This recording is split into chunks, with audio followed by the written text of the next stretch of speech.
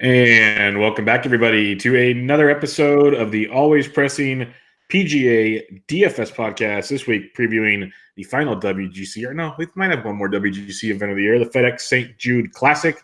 Find the podcast on Twitter at Always Press DFS. And my co-host, as always, you can find him on Twitter at DFS Golf Gods. Jesse, how we doing, man? Dude, I'm tired. I played You're a busy 99 man. holes of golf in 3 days, so pretty wore out. But I'm here, and that's it. How are you? I'm doing good. Played a little golf myself on Sunday, but I enjoyed the Open. Is one of my favorite tournaments, so I had a blast watching what I could, and just the carnage on Sunday was everything I could dream of and more. So it was a ton of fun. But yeah, it was awesome. I know you said you didn't get to watch a lot because you were busy playing golf. But do you have any hot takes or anything on Shane Lowry, an Irishman, not a Northern Irishman? And I found out there's a big difference there. Big difference. Really big difference.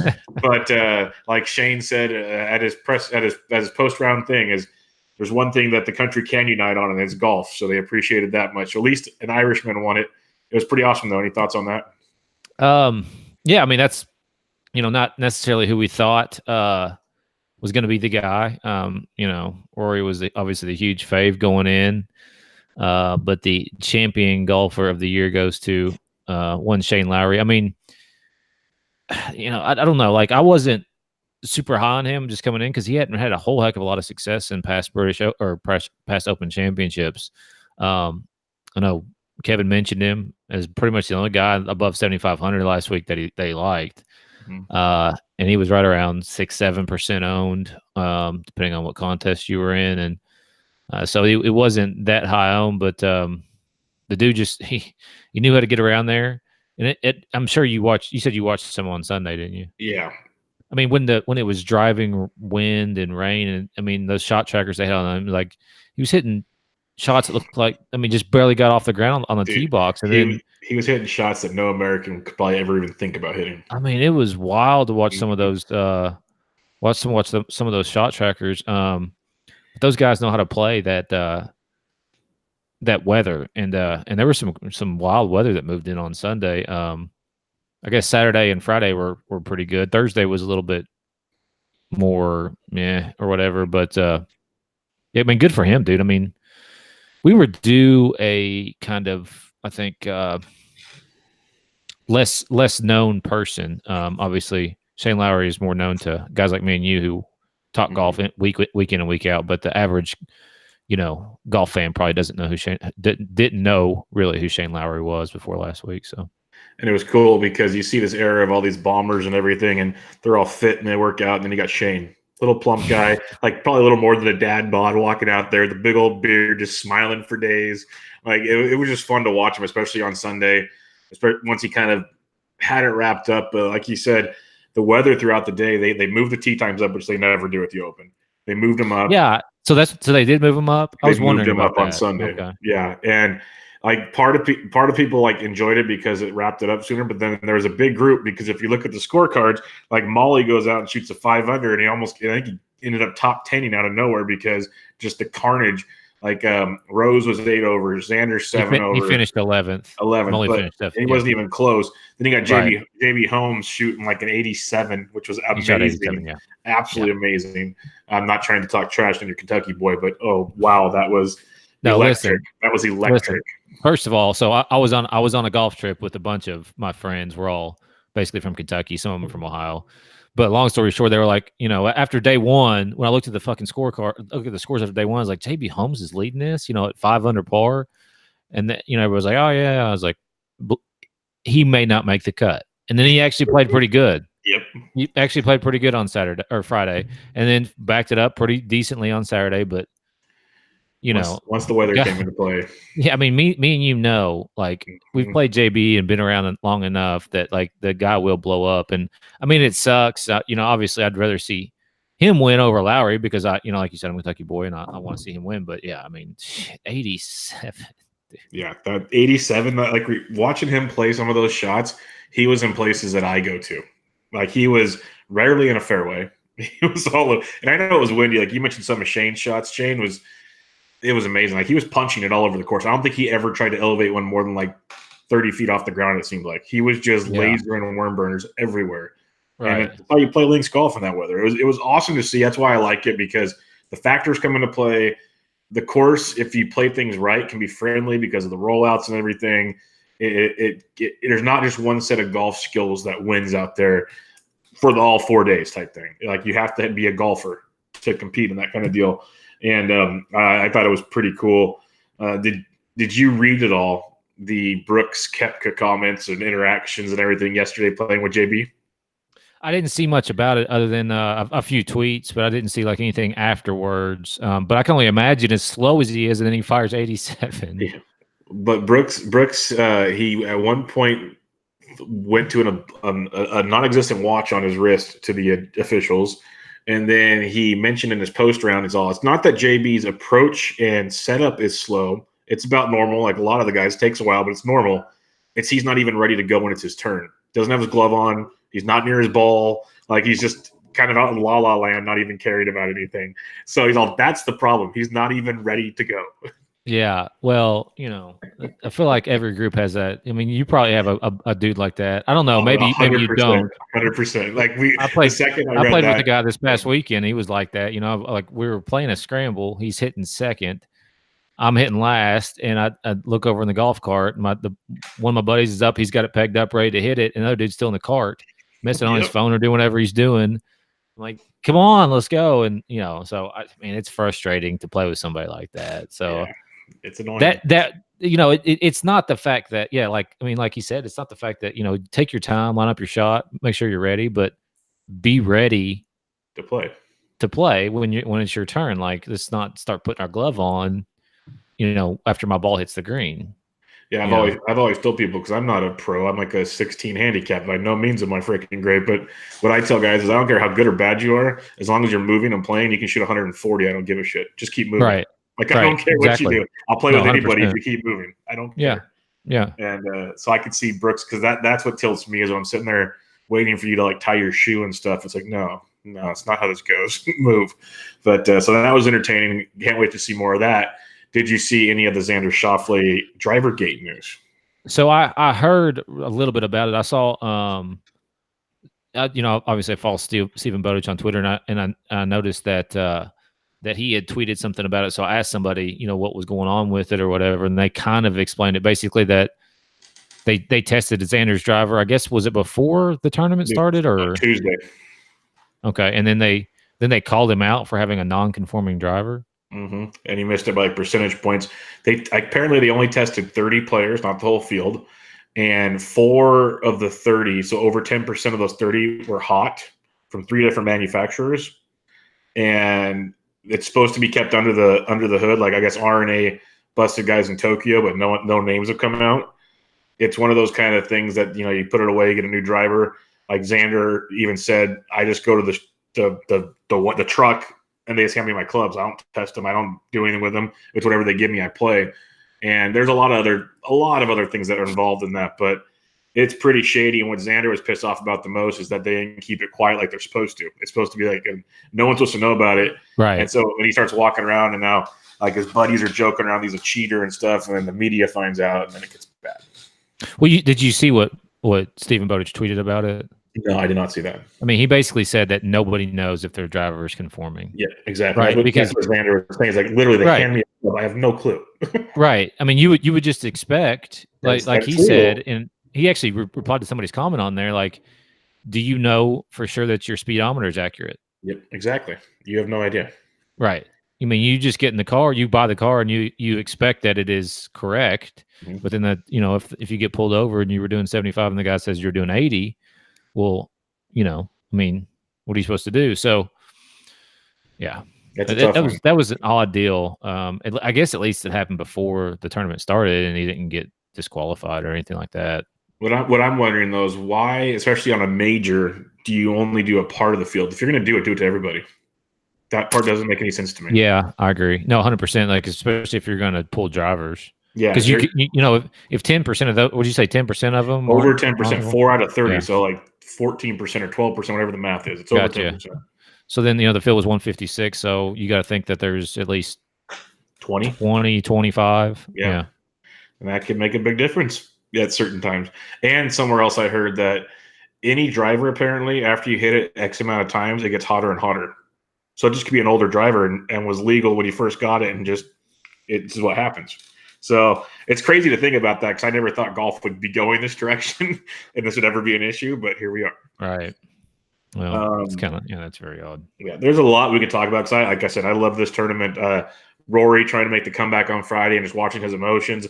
I love that about sports, when you can actually see what it means to people instead of just they're there to get a paycheck. That was pretty cool to see.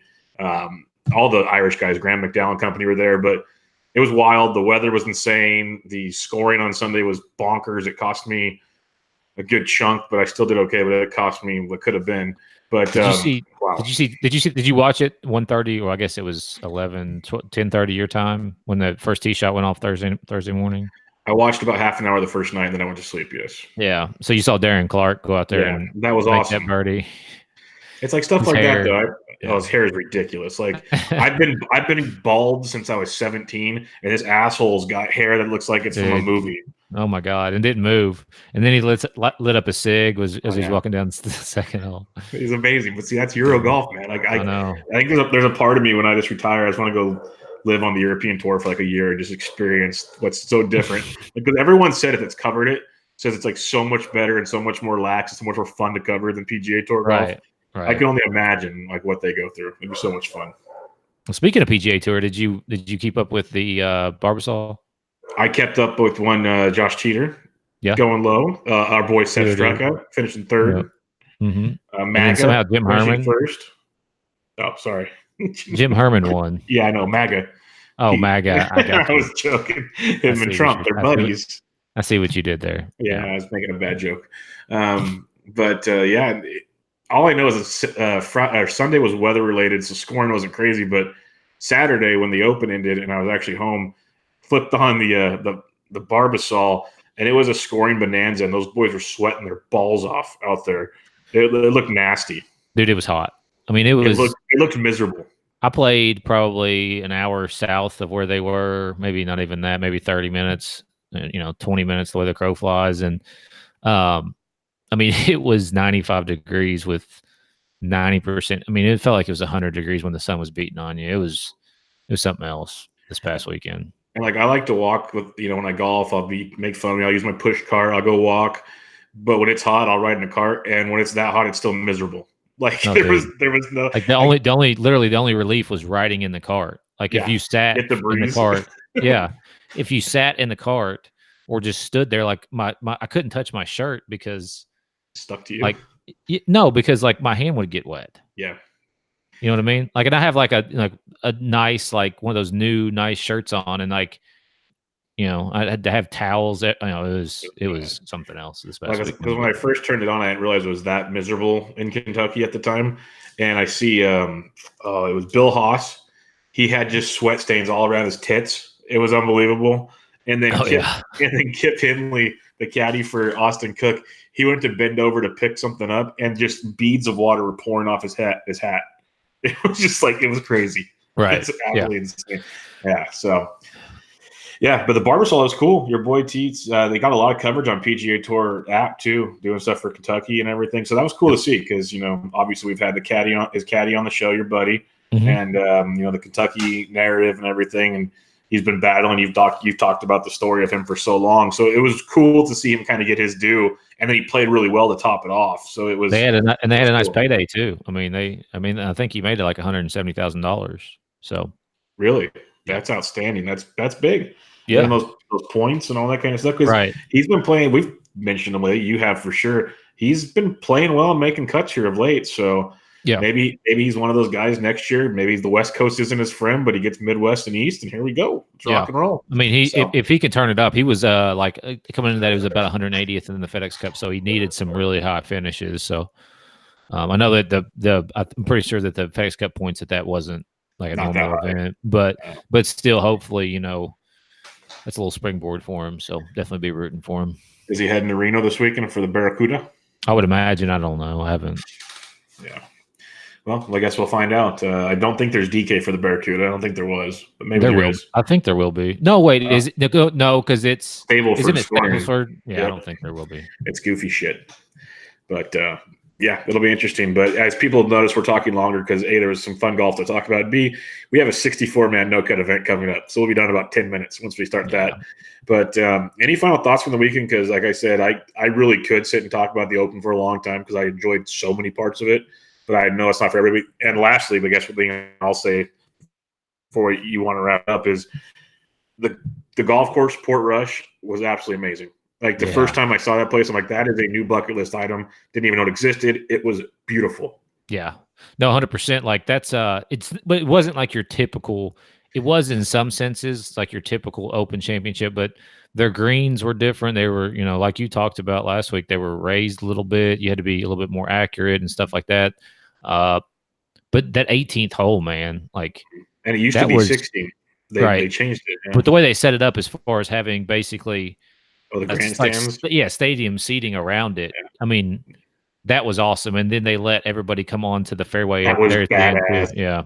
They almost ran Lowry over. Yeah. That was freaking great. And his smile, dude, coming up there, getting on the green, just knowing he had it wrapped up. That was like, that's hugging his caddy the whole way. What sports is all about, man. I mean, because you couldn't write it better. I mean, you literally could not write a better. Like at the beginning of the week, it was really Rory, but like Shane Lowry, grinder guy, hasn't won a whole heck of a lot, hasn't really even had, what you would really consider a whole heck of a lot of success as far as the big guys. I'm sure he's a millionaire and he's doing fine, but I mean, that makes his career. He's forever known as the Open champion. And he won the Irish Open as an amateur in 2009 at that same course. So he's won there twice technically. And then, that would have been good information to know last week, Bubba. No, that would have been great. I didn't know about it until the coverage. Trust me. I heard it a million times on Saturday and Sunday. I didn't know that at all. Yeah, no idea either. Go look up the picture of him. He's baby faced. There's no beard. If you put the picture up, I wouldn't even have told you it was Shane Lowry, but I have no idea. Huh. But he won it then. But yeah, like you said, it was sports at its finest. It was absolutely awesome. The course was great. What I heard today is it's now in the 10 course rotation and they're deciding on which one they're taking out. So there'll be 2 to 3 more before 2040 at Portrush, which would be awesome. So, yeah, heck yeah. That'd be cool. It was awesome because what I liked about it, like I said earlier, and you mentioned it with the course stuff, is it tested so many angles of the golf game, like so many factors. It had in-course out of bounds. Like you don't see that shit anywhere. Like it was nuts. Oh, number one. I mean, Rory hit one at IOB on one. They like 3 feet out of bounds. 3 feet. Where are the fans on that one? Like literally, if you stand on the out of bounds, it hits you, it stays in bounds. Where are the fans? I don't know. But that was that out of bounds left there. Like it was not that far away. No, it was gnarly. Like there was a few holes like that. Like they were hitting them. I'm like, holy shit.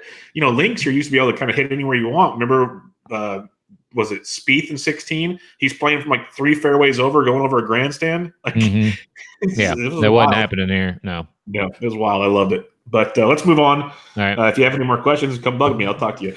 But let's go. 2019 WGC Fed-Ex St. Jude's Invitational. Again, 64 golfer field. Some of the best aren't here, but most of them are. Majority of them are. No cut event. Give us some past event history, Jesse. Yeah. So. This used to be, I don't know, where did this WGC used to be played? Wasn't it at the Bridgestone up in Ohio? Okay. I think? Akron? This was yeah. Okay, so this was the one they took away from Firestone. Yes, there you go. Yeah, okay. All right. So this used to be this St. Jude Classic, yes, which was an open, like just normal PGA Tour event. And it used to be right before the US Open. Obviously new schedule. Still, I don't think I like it. I'm really settling. I don't like the schedule. We'll talk about that more in the future, though, once everything's done. And I get my final determination on that. But so, anyways, played at TPC Southwind. So there's technically no event history. Now there is course history. Dustin Johnson won last year. He shot 19 under, 6 shots over Andrew Putnam, and then Putnam won the Barracuda the next week. And that was when we couldn't bet. Putnam won it. Remember, I was all over Putnam for weeks. Yep. And then one week we couldn't play him. 1 week we couldn't play him on DK. He won the Barracuda. So yeah, I don't think there'll be any. Anyways, so 2017, Daniel Berger was your champion, 10 under, 1 shot over Wee Kim and Charles Schwartzel. He actually was two-time champion back-to-back. Daniel Berger was. He won it in 16 as well, 13 shots, 3 strokes over Brooks, Phil, and Stricker. Fabian Gomez was the 2015 champion. Ben Cranes won. Harris English. Dustin Johnson's won this twice. Lee Westwood won this once. That's pretty much it. But they've played this same golf course since 1989, I read today. Yeah, pretty much. If the big boys were here for this tournament before, it was to tune up for the U.S. Open. It wasn't to do much. Like Brooks has played it the last 5 years. DJ's played it 3 of 4. It was there was also 1 year where DJ withdrew. Yeah, that was 15, and then went to Chambers Bay and 3-putt the last. Yeah, dominated till the end. Yeah, till the end. But yeah, that was. And then so. The other thing WGCs are known for is WDs. Like, remember that one time Daniel Berger hit 1 tee shot and then left? Yep. Well, what about Shane Lowry in the field this week and all the videos of him partying his ass off in Dublin last night? He still has not withdrawn yet. Yeah, I'm super confused about that. I mean, maybe he's just going to come over and make his money eventually, maybe fly in Wednesday night or something. Hey, but I can't remember who said it on Twitter today, but if you think about it, if any place can party their ass off and play hungover, ask Eddie Pepperell. It's people over there in the UK and Ireland. Yeah, so true. I mean, they've been drinking since they were like 16. Yeah, he's probably got a private jet and slept the whole way over, and he's probably going to be at the practice range tomorrow, looking great. So who knows? But yeah, it's a loaded field as you'd expect for WGC. It's TPC Southwind, as you said, in Memphis, Tennessee. It's going to be mid to low 90s. It's going to be humid as hell. Pretty much what you probably experienced last week. Yeah. Pretty much the same type of deal. So it's going to be a rough one, but it's a par 70, a little less than 7,300 yards, only 2 par 5s on the course. If you're a big hitter, you can reach them in 2. If not, it's going to be a 3-shot a deal on most of those. You can get birdies on them, but eagles are very slim to none. There's 8 par 4s over 450. Again, not a bomber's course. This is more of an accuracy course because the fairways are rather narrow. The rough can get to 2.5 to 3 inches, and if it's hot, it's going to grow a lot faster. Very hard to hit out of the rough for these super small greens. They're definitely less than tour average greens, Bermuda greens. You need to be able to scramble or get on there. And they're very, very small, and you can't do that really well out of the rough. So accuracy at the tee, your approach game is very, very important. The speeds of the green are about 12 on a stem. It's average, so a little fast, but not super fast. Tons of water on this course. It's I read anywhere. Some places said 8 holes. Some places said 10 holes. Regardless, tons of water. Kenny Kim even tweeted out today, this course has more water balls than any other course on the PGA Tour. So lots and lots of water. Good thing it's a no-cut event. So when your guy tanks one, it doesn't make you miss the cut. But, yeah, it will hurt your overall DraftKings scoring. As, again, no cuts. You want birdie. But tee to green, approach, Bermuda roughs, Bermuda greens, lots of dog legs. So a lot of the reports I was reading on, like, Josh Colt's stuff and everything was accurate off the tee, set up your second shot, have a good approach game. That's what a lot of the pros have been saying in recent years here. Other than that, it's going to be hot as hell, and these guys are going to have to keep it together to stay focused. But pretty loaded field, and a lot of them that came over from Ireland. So I'm curious to see how it all plays out. But what stats are you looking at this week, Jesse? Yeah, so the scoring here isn't like crazy low as far as the winning scores. I mean, DJ kind of dusted the field last year when he shot 19 under, but typically it's, close to 10 under. Brian Gay one time shot 18 under as well, but he won by 5 shots too. So most of the top 10 is going to be around, I think, 10 under par. So, I mean, you're still looking at kind of things like birdie or better. Greens and regulation, obviously. I think proximity, recently opportunities gained on Fantasy National are kind of the things that I look at. Approach. I mean, you can throw accuracy in there. I've kind of got distance and accuracy rated about equal at this point on labs. And then there's plenty of course history. I mean, looking into the course history and people who have played well here, I think is also a way to go. Yeah, I'm with you there. We'll do some fancier sports real quick. Again, use code ALWAYSPRESS for 20% off the package of your choice. They got the NFL early bird out there, $99.95 for the entire season, but that expires August 31st. So you got to get it rocking and rolling soon if you want to get there and use Always Press to get 20% off. Looking at fan share, guys coming in that have played well in WGCs, going over the last 6 WGC events. So it gives you the idea, no cuts. Can they score a lot? The big boys, as you'd expect, Justin Thomas, DJ, Rory, Franny, Kisner is really good here. Sergio, RCB, though, and I can't wait to see what his ownership is after last week's disaster. RCB is averaging about 83 DK points per WGC event. Just coming in good form in general over the last 6 events. Kuchar is averaging over 113 DK points. You got the likes of Franny, Kisner, Rom, Ricky, Rose, and JT. With some similar names there. Last but not least, last 6 events on courses that are 7,200 to 7,400 yards. You got the likes of DJ. Kevin Na is averaging 95. He's second in the field in DK scoring on courses like this. You got Tomas Peters is doing well here. Brooks, JT again. Rory and Hideki Matsuyama come up big there. So a lot of similar names there. Be cool to see how it all plays out when the week goes on.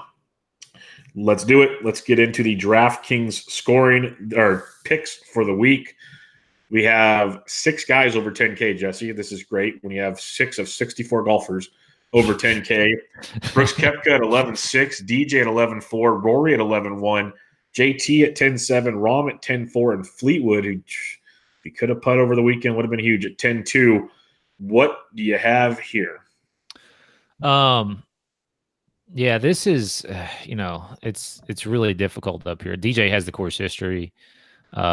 Brooks has 2 top 10s this year outside of majors, but he has not finished outside the top 5 in a major. Will he practice this week? I guess that would be an interesting thing to find out. Like, does he care? The thing is, like, somebody who is a course golf reporter or whatever who's on course needs to ask him, "Are you going to practice this week?" And then let people know that, and then that would be great. Rory, obviously, I mean, he's been playing well. He just had a terrible Thursday last week. He did play this. He has played this golf tournament twice, 7th and 29th, 2012 and 2010. I just don't know that I really want to pay up for any of these guys. Jon Rahm is super interesting to me. Mm-hmm. Never played here, but 11th, 1st, 2nd, and 3rd in his last 4 starts. He had a couple missed cuts in there, but I mean, a 9th at the Masters, 6th at the Valspar. I mean, he's just had a bunch of really high finishes and has played really well, obviously. So I would I would put him probably like high up on my list, but I just don't know that I'll go up here at all. I mean, these guys they have to win, and this field is so loaded. I mean, yeah. So, anyways, Jon Rahm for me, and then I think Fleetwood will probably be over-owned for the way he played last week. He has not played that well all year for me to like super jump back on him. And I wish I listened to myself last week and actually played him. Yep. Always the Captain Hindsight stuff for all of us. It always works out that way. Yeah. But the 2 guys I'm looking at is Justin Thomas. He's striking the ball pretty much better than almost anybody on tour right now. It's the flat stick. He T11 last week. If you take out the triple on 17 on Sunday, he's I think around T6 or so, T5 maybe even. Like it dropped him tremendously. He's a birdie machine. He's a no-cut making machine. I like JT a lot at 10.7. He might be chalky, but someone I like a lot when it comes to DraftKings scoring. Justin Thomas loves no-cut events. This is what he does so well. We talk about it a lot with him. So JT at 10.7, I'm a big fan of. And then you said Jon Rahm, and I like Jon Rahm a lot at 10.4. I think he kind of gets overlooked in this range up top. Another guy, he's had 16 or more birdies in 4 straight events on tour, coming in really, really good form, played really good at the Open, just 4 over on Sunday. Pretty much everybody, I think outside of like 4 or 5 golfers, was over par on Sunday. So he scored 74 or more DraftKings points in the last 4 events. Guy coming in good form. So I don't mind Jon Rahm as well. A couple of guys I'll definitely take a peek at. Both first-timers at this golf course, but both good form and no-cut event. I like my chances getting some good action out of them. Let's go to the 9K range. We got 5 golfers on tap. Cantlay at 98, Rose at 95, Schauffele at 93, Stenson at 91, and Kuchar at 9,000. All very good plays. Jesse, which ones are you going with? Yeah, I mean, it's like splitting hairs here. I'll just talk about Justin Rose for just a second. I mean, he wasn't high on last. It wasn't that high on last week. He was about 14% owned. Maybe people will see that 20th place finish, but he was high up the leaderboard and then shot 79 on Sunday in the terribleness that was that weather. Finished third at the U.S. Open. He'll be interesting as far as his ownership projection goes. Xander, he had a pretty good tournament last week and then shot 78. On Sunday he had shot 74 on Thursday. So sandwiched a couple rounds there. I'd never get him right. Stinson's hitting the ball really well. He's played here a couple times, finished 26th here last year. So I think he's fine too. So my plays here would be Rose and Stinson for the most part. I think Stinson's very much cash worthy if you're going that route this week, if you're playing cash. Yeah, I like Stinson a lot. Similar to what I said about JT, Stinson's striking it great. He's putting like shit. If he figures out a putt, he missed so many birdies last week. He still finished T20. He could have easily. Wait, did you see his shank? Yeah, when he snapped his club. Yeah, I quote tweeted that one yesterday. He grew big brownie points in my book with that one. That was like any regular golfer has felt that moment in their life, and the fact he literally just snapped it and went outstanding, absolutely amazing. I was kind of hoping he would bend both the parts around his neck. I mean, that would have been, he just wore it, you know what I mean? And just held it there for that last hole and just played the last hole with it. Yeah, it was amazing. He yelled when he yelled shank twice on the video. It was awesome. He did. That's what I thought, unless it was an announcer, but it sounded like it was an announcer. He was pointing. I thought it was him yelling shank, but it was awesome. Whatever it was awesome. Wild. Yeah, but Stinson at 91, I do like quite a bit. Good form. Hitting it beautifully. His 3-wood can keep him in play all day, stay out of trouble, approach the greens. I like Stinson a lot at 9,100. Xander will go right back to. He plays great in A, no-cut events, and B, in big fields like this, he shows up. We saw it in, I think it was China, HSBC, when he won it earlier this year, that WGC. He plays great in the majors. Big field events, Xander shows up for. I have no problem with him bouncing back this week at 9,300. And then Rosie at 95, I think is a great pick too. Outside of that just disastrous Sunday that Minnie had, he was in contention. I think he teed off in 4th place on Sunday and then just unraveled. So those are the 3 guys I'd be looking at. Really good options there. Obviously, in a field like this, in the 9K range, you should have some good options, and you definitely do. In the 8K range, you got Matsuyama at 89, DeChambeau at 88, Scott 87. We don't know what putter he's got though.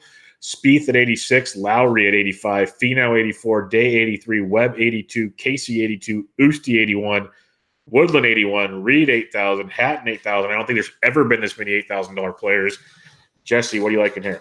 Yeah, there's a lot to like in this range, obviously. Start with Scott. So he had the short putter, I guess, last week. Yes. Just blows my mind. I don't understand it at all.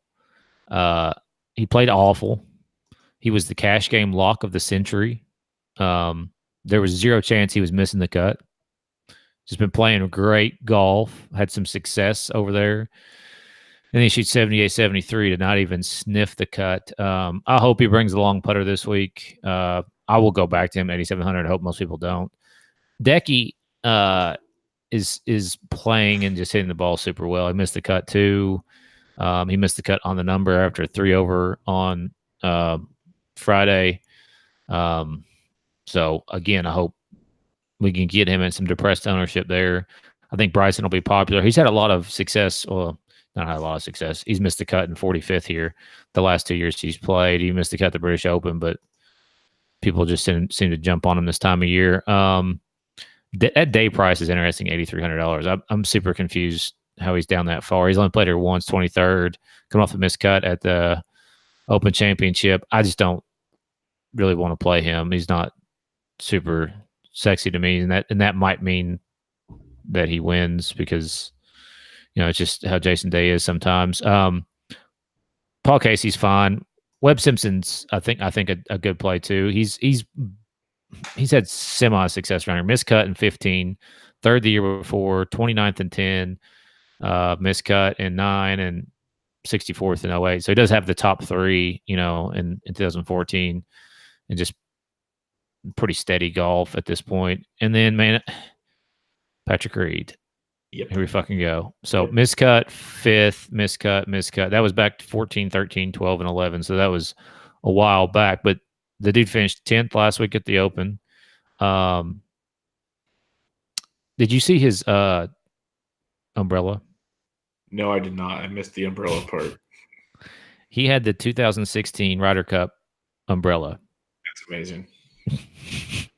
Talk about a troll. I love him. Like, I'm sorry. I'm becoming more and more of a fan of this man. Like, I can't stand his wife, but just the arrogance, the quiet. Like, Brooks oozes confidence, arrogance. Pat Reed has that middle finger arrogance walking around. Oh, he's like the essence of an asshole. Yes, right? And I love it. I'm here for it. And I feel like I should like him more for that because, like, that's me. You know what I mean? Like, I am also a giant asshole. That's why I think I gravitate to him as well. So, yeah, I mean, Reed, that price tag is awesome. The dude has been hitting the ball really well. I mean, like, and eventually it's going to happen, and it might be this week. And I'm in a no cut event. I'm willing to take a chance here. So, to recap, really the plays for me: Decky, Scott, and Reed. Yeah, I like those. I like Decky a lot at 89. You hit on a lot of it. That was his first made cut since the Open the year before. Decky's been just lights out good, ball striking extraordinaire. First miscut, you mean? Yeah, first miscut. Sorry. Okay. We talk about iron play and approaches. Decky's the guy. So $8,900, go right back to that wagon all day long. Scott definitely gets my attention. I like that call there, but a couple others outside of Pat Reed, which I'm a big fan of at $8,000. I think I'll be having a lot of Patrick Reed at $8,000. Webb's a good play, and then Tony Finau. I know I'm worried after a third place last week, everyone's going to love him. T23 in Detroit, I think it was, and then just 3 straight missed cuts. He's been garbage for a while. He missed the cut here last year, but again, no cut event. He's a birdie machine. He's got distance to reach the par 5s. I think in an event like this, at a $8,400 price tag, if he's not too chalky, I'm a big fan of Finau like this because it wasn't more than a year ago we were looking for Finau at events like this because of DK scoring. I think I'll go back to that wagon, watching what he did there over the weekend and the week before. Hopefully things are clicking. So if I got to narrow it down, it's Hideki, Finau, and Reed for me in this 8K range. That's kind of where I'd be planting my flag. He was the only guy to shoot even par on Sunday too in the top 5. Yep. And then Reed, Molly. I mean, there were some guys who shot under par, but they played earlier in the day or whatever. That's what I'm saying. Like Reed, Molly, and like a couple others were the only ones that shot under par. It was, so Finau played great for all things considered. Played absolutely outstanding when it came down to it. And I'm willing to go back that. Maybe he's heating up after these last couple weeks because even when he finished T23, he was a birdie monster. Let me pull it up. I got it right here. At the 3M Open in Minnesota, 18 birdies. He had 14 birdies last week for crying out loud. But 95 points, 85 points. He's a DK machine at $8,400. No cut event. I'll take my chances with Tony Finau. All right, 7,500 and above, Jesse. I'm not going to read them all off. Who are you looking at? Start with Ches. Really, really good course history. 6th, 4th the last 2 years here. 12th and 15 and 27th and 13. Missed the cut last week. Missed the cut the Rocket Mortgage, but he won the Travelers Championship. Finished 3rd at the U.S. Open. No cut event with that kind of course history. I really don't care what they have in the last couple events. Rafa. Let's talk Rafa. Let's talk Rafa. Rafa cost me a lot of money. Oh my God, dude. I mean, he was playing so well going into the Open. I don't know what happened. I don't regret playing him at all. I don't regret it at all. I mean, he shot 73, 75. He wasn't even close, really. I mean, he was semi-close, but not that close to the cut. No, on the never really had a chance. On the second day, he got inside the number and then trunk slammed like the last 4 holes. Perfect. Did not know that. He got all our hopes up and then just blew it up. I mean, because before that, he was playing over there across the pond, obviously. I mean, he's not like when he comes over to the United States this year, when he has come over to the United States this year, he's not done super well. But my hope is that, you got another lot of pissed off people at him for that miscut last week, and then the ownership goes down. And then Billy Horschel at $7,500. He's played here a bunch. He's finished 51st last year, 4th the year before, 15 he was 8th, 14 he was 6th, 13 he was 10th. missed the cut at the Open Championship, but before that, he made a bunch of cuts in a row. One top 10 in there, so totally fine with him. How is Matt Wolff in this field? I was wondering the same thing. Apparently, winning it got him up the overall ranking somehow. Is he inside the top 65 in the world? Well, there's like 5 guys missing, so I'm guessing if he's at least top 70, he's in this deal. So, yeah, I was surprised by that as well. Let's find out. Yeah. Just bear with me just a second. You go ahead and okay. and go while with he's your picks. And while he's looking that up, I'll tell you what I'm looking at. I am very intrigued by RCB, especially with the low-owned RCB. He finished T4 here. His only time he's played it 2 years ago. So the course he had figured out for one. And again, before last week's debacle, was playing phenomenal golf. I'll take my chances there. I think Chez is a great call in a no-cut event, like you said. T6, T4, T12, the last 3 times he's played at this course. Back-to-back missed cuts, then a first and a T3. So Reevy's playing good golf as well. Don't mind either one of those. Putnam's going to be super popular. That scares the crap out of me. But the combination of Fitzpatrick, Matt Wallace, and Danny Willett, the Englishmen, the Euros, I really want to see the ownership there because I think those are 3 leverage plays. Not saying you have to play all 3, but they're all coming in pretty good form, especially Willett and Fitzpatrick.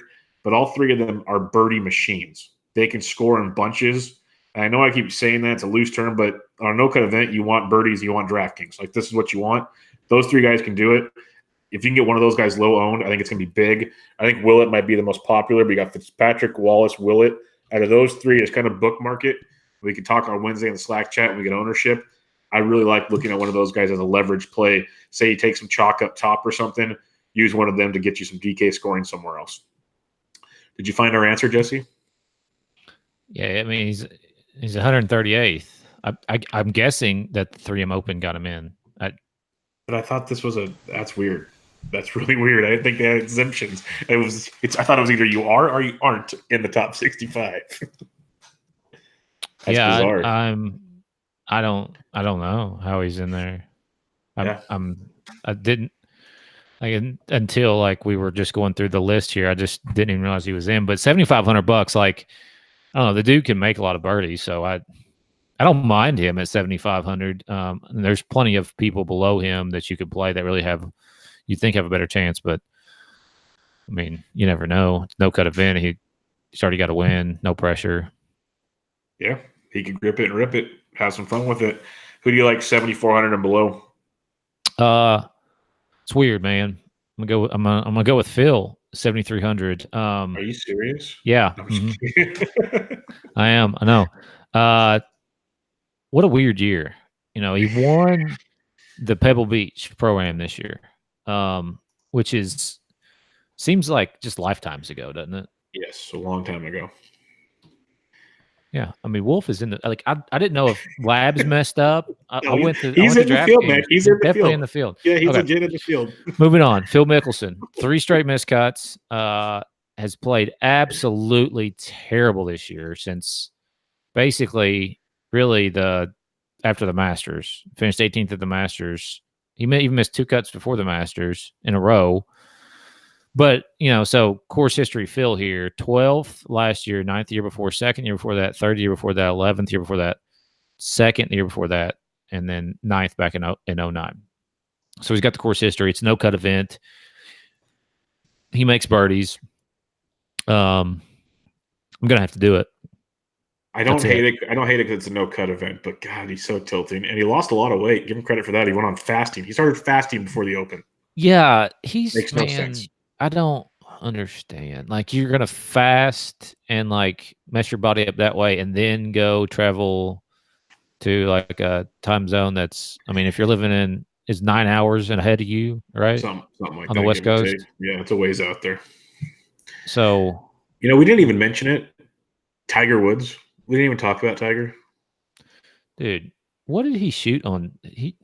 Didn't he fire like 79 or 80? It was bad. He looked old. He was wincing. It's like I said, when I saw him face to face at the Open on that Sunday, I have never seen Tiger look so beat down and old in my life. He shot 78-70. I mean, it's a good bounce back. He bogeyed the last 2 holes to just shoot 70 or whatever. So he could have been in at 68, but he would have been at +3. He would have had no chance. But he's not playing this week, and he might not play all 3 of the FedEx weeks. It's gonna be interesting. Like what's he? I don't. like, here's the thing, if you're gonna wake up at 1 a.m.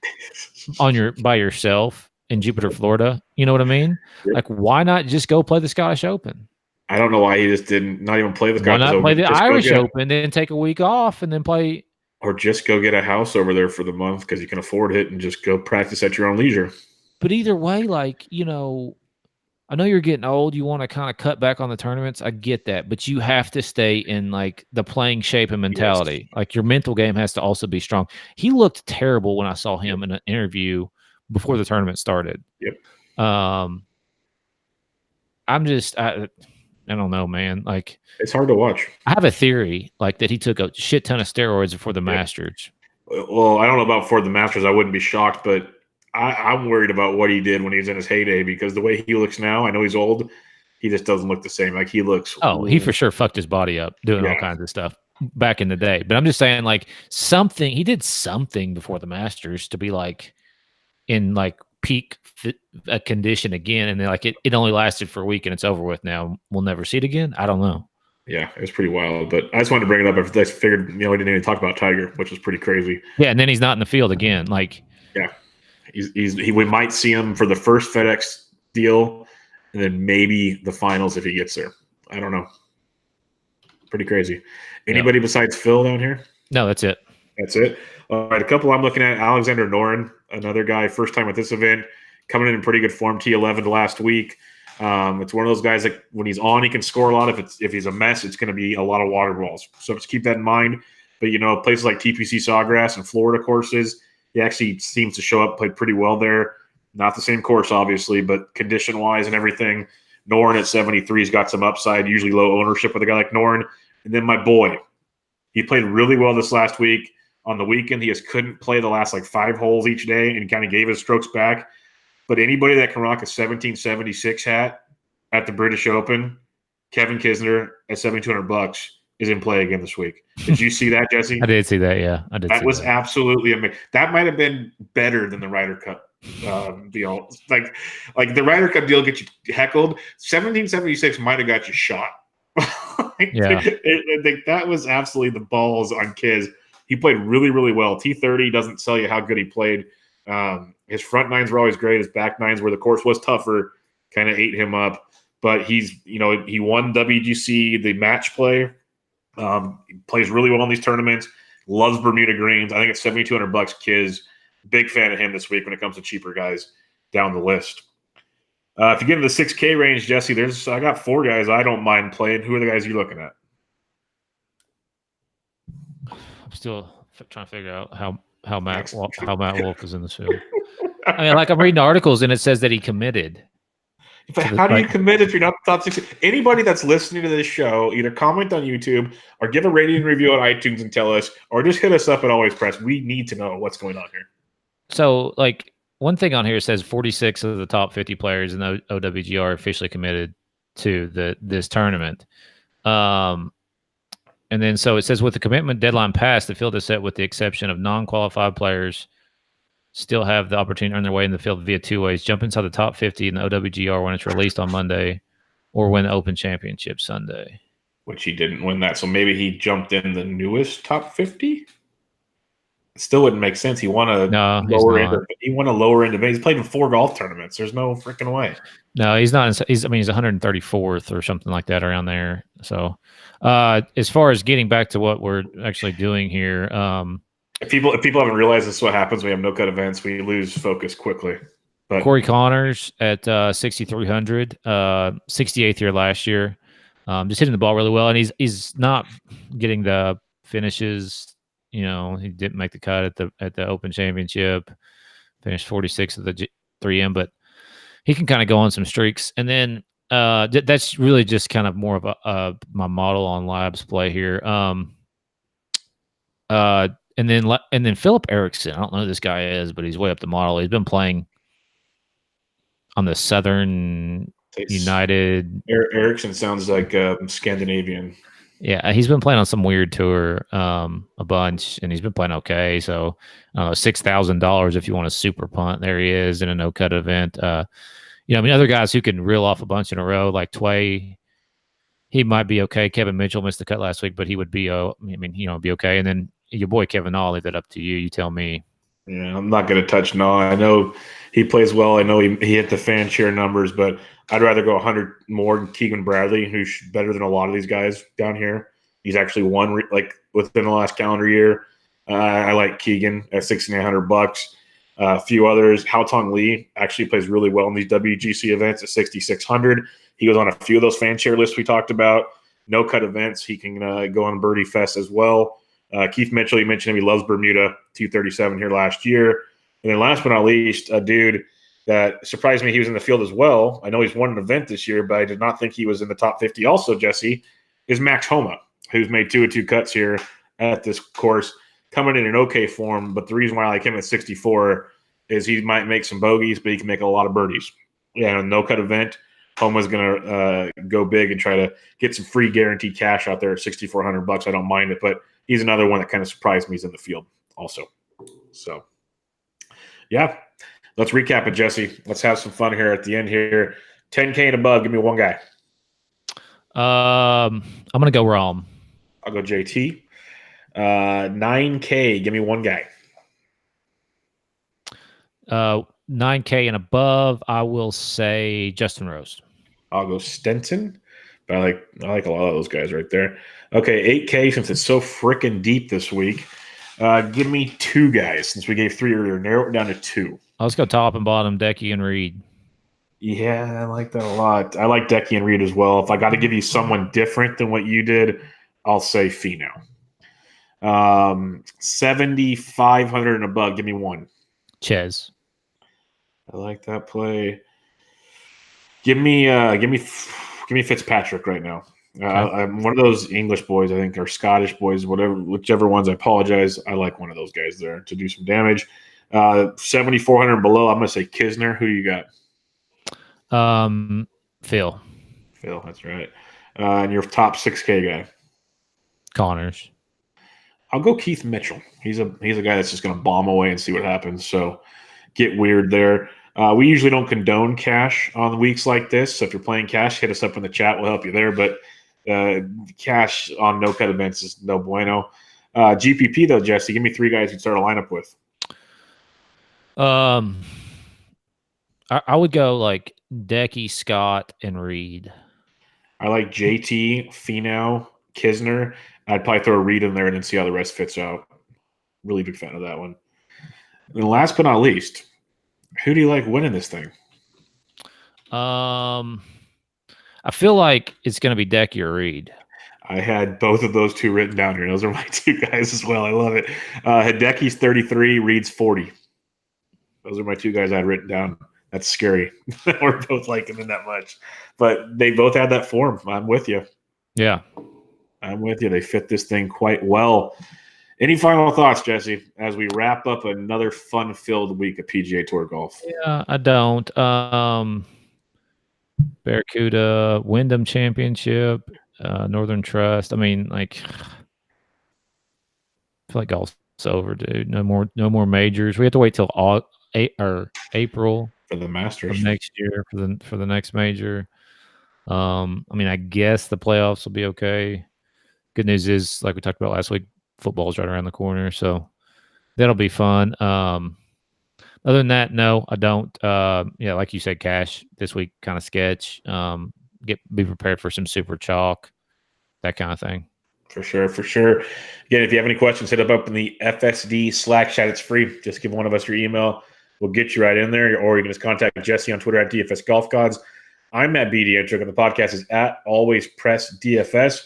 Until next time, this was the Always Pressing PGA DFS podcast, previewing the 2019 WGC Fed-Ex St. Jude Invitational. Catch you guys later.